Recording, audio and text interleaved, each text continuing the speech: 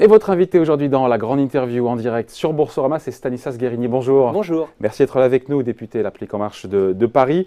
Vous lisez JDD? Ça vous arrive? Oh oui, ça m'arrive. Bon, et ben il y a Laurent Wauquiez qui nous dévoile le fond de sa pensée s'agissant de la présidence de la République. Macron oublie ceux qui ne sont rien et ne parle qu'à la Startup Nation en référence à ce discours hall de gare où se croisent les gens qui ont réussi, ceux qui ne sont rien.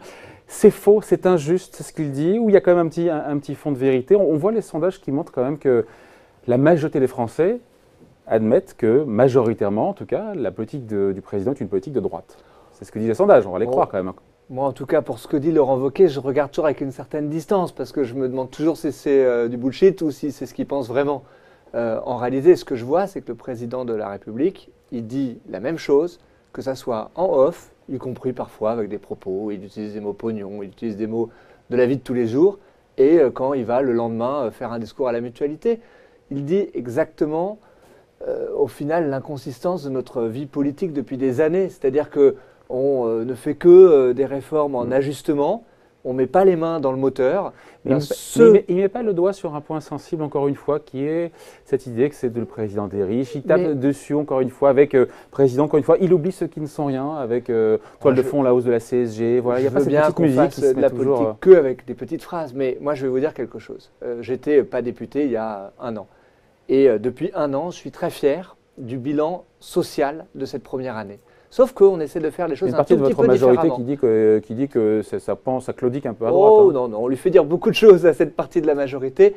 Moi, quand on fait, depuis l'éducation, les classes dédoublées, le reste à charge zéro, cette semaine-là, où on a beaucoup parlé du pognon de dingue, il y avait quand même une annonce majeure sur le fait que dorénavant, cette promesse présidentielle est tenue, les frais audio, optique pour les dents restent à charge zéro. Ça veut dire que les gens... Les mutuelles ne vont pas se refaire là-dessus, les mutuelles ne vont pas augmenter Mais non, parce que c'est justement l'objet d'avoir un accord avec elles. Sinon, nous n'aurions pas pu annoncer le fait que cette avancée sociale majeure soit mise en place. Donc, au niveau de la santé, au niveau de la formation professionnelle, vous allez recevoir bientôt Muriel Pénicaud. Nous avons eu à l'Assemblée nationale voté une réforme de la formation professionnelle, de l'apprentissage qui est majeur, qui est le meilleur investissement qu'on puisse faire pour que les gens puissent se former. On investit 15 milliards d'euros pour former 1 million de jeunes sans qualification, 1 million de chômeurs longue durée. Le salarié au SMIC dans ce mandat aura un 13e mois parce que... Il y a eu des plans de formation sous tous les gouvernements. Il y en a eu 500 000 chômeurs sous François Hollande, les résultats. Mais vous savez, ce qu'on faisait pour l'instant, c'est qu'on mettait parfois de l'argent, mais on ne démontait jamais un réveil qui ne fonctionnait extrêmement mal. Aujourd'hui, on met plus de 30 milliards d'euros dans la formation professionnelle et pourtant... 15 ou 30 ? Ah non, c'est plutôt 30.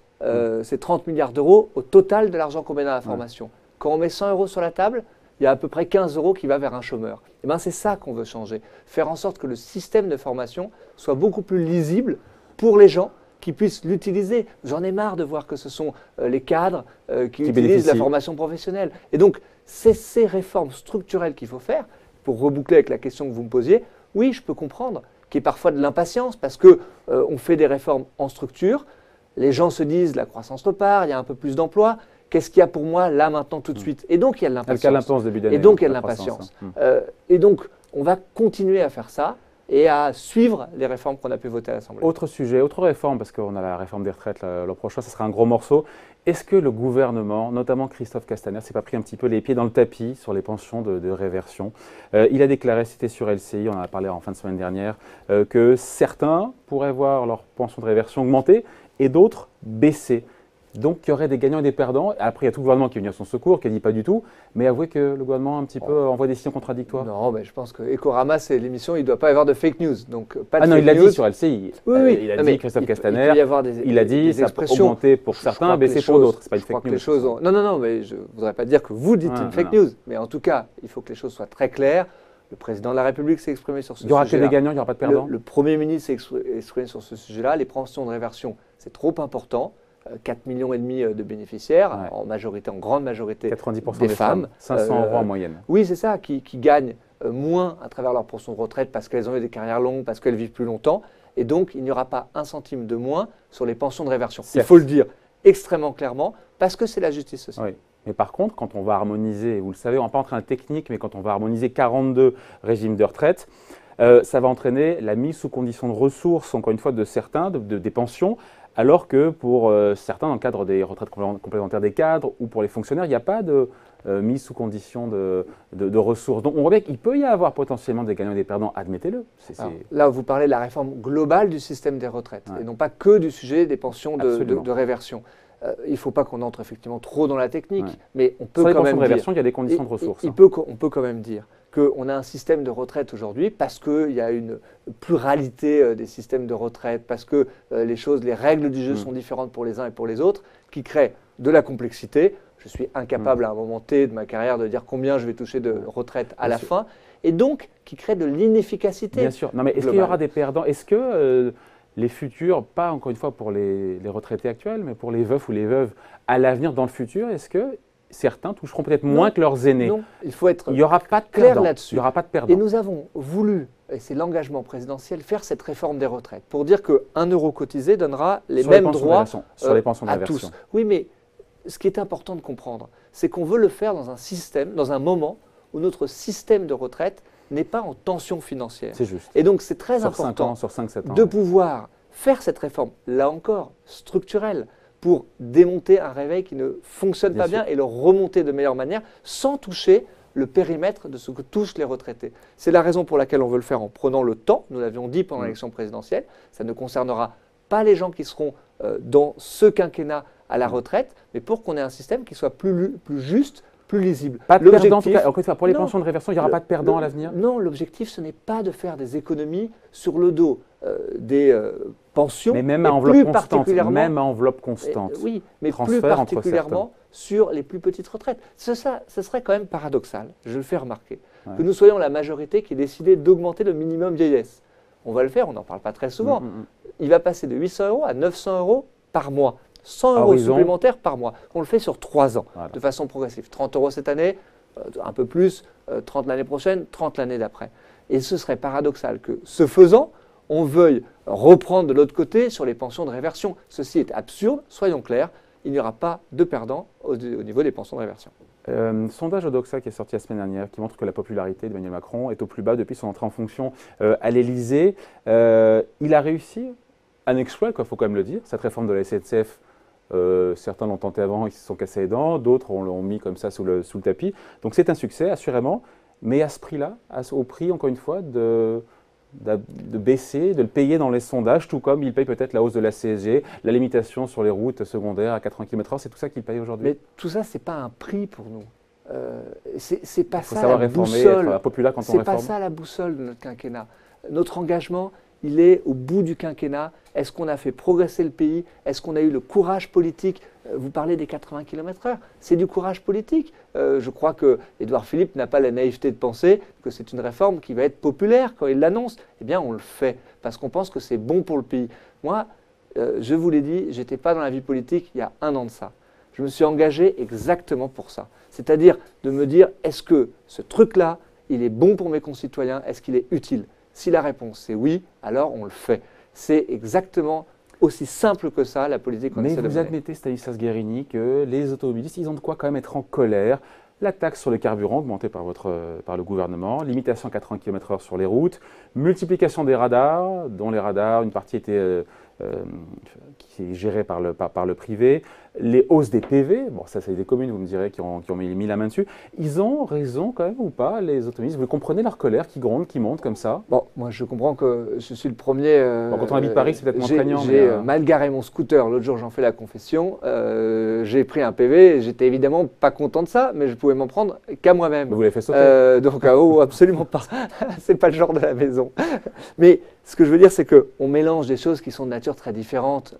L'augmentation, ou plutôt la convergence entre le tarif du diesel et le tarif des carburants, c'est tout simplement une mesure qu'on assume parce que c'est une mesure de santé publique. Il y a 50 000 personnes qui meurent chaque année, justement, des émissions de particules fines. On a poussé pendant des années les Français à acheter du diesel et maintenant… vous avez bien raison. Ce n'est pas le premier sujet sur lequel il y a un peu parfois d'incohérence des politiques publiques. Ouais. On essaie de les remettre dans le bon rail.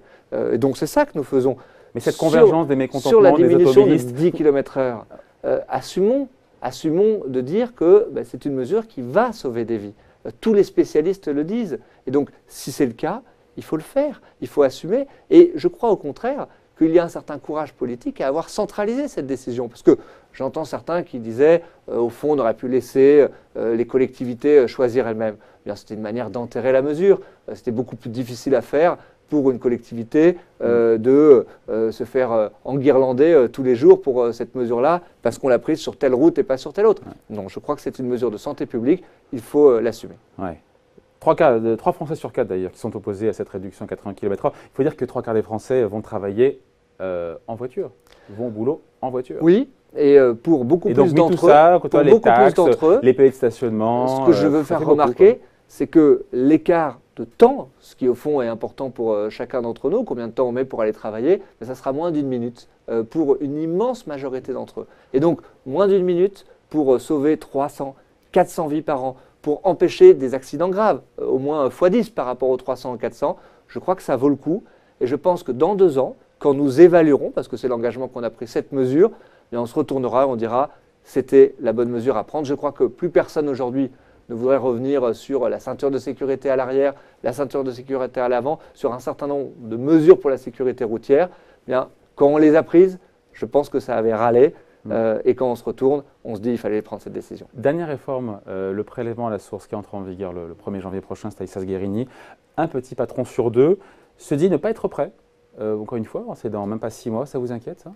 Non, ça ne m'inquiète pas. On pourrait aussi reprendre le sondage, puisque vous en avez cité un certain nombre qui disent que 3 quarts des Français veulent cette réforme, qui est une bonne réforme des petits patrons, les TPE, pour eux. les PME. Mais simplement, il faut toujours dire pourquoi on fait les réformes. Et on le fait parce qu'on aura un impôt plutôt contemporain et beaucoup plus simple. Donc c'est une réforme qui va bénéficier aux Français. Pour ceux qui sont mensualisés aujourd'hui, on a fait pas une grosse différence.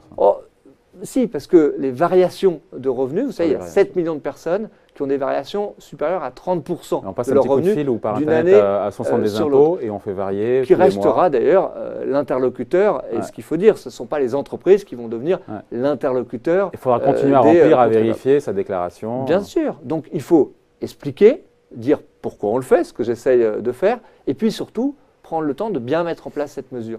C'est la raison pour laquelle, si vous vous souvenez, vous m'aviez reçu il y a 1 an de ça, la gauche, qui avait voté cette mesure dans le quinquennat précédent, nous disait « allez-y tout de suite, tout est prêt ». Et vous avez dit non, on attend, nous, on a dit, on repousse d'un an. On temporise, c'est-à-dire qu'il y a eu quelques centaines d'entreprises qui ont été mises en test sur l'année 2017, quelques milliers sur l'année 2018. On a travaillé, ou le gouvernement a travaillé avec 70 éditeurs de logiciels.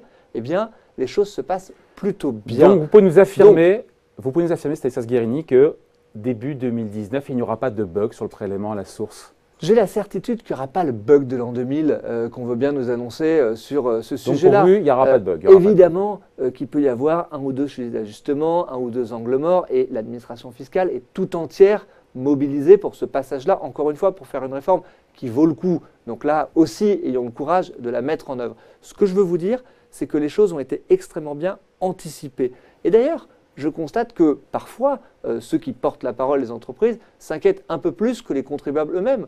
Un chiffre intéressant. Les contribuables ont fait leur déclaration de revenus. Vous savez, ils pouvaient choisir, éventuellement, s'ils avaient quelques inquiétudes, de choisir le taux anonymisé. Pour que l'employeur ne sache pas que… Ne sache pas, parce que c'est un des arguments, contre-arguments contre cette réforme. C'est moins de 2% qui ont fait ce choix-là. Donc je crois que les contribuables sont en réalité plus sereins sur une mesure de bon sens qui va leur simplifier la vie et qui rendra l'impôt plus juste parce que plus contemporain. Pas de bug donc à attendre pour le prélèvement à la source début 2019. Merci en tout cas d'avoir été avec nous. Stanislas Guerini, donc le député La République En Marche de Paris, qui était l'invité de la grande interview en direct sur Boursorama. Merci. À bientôt.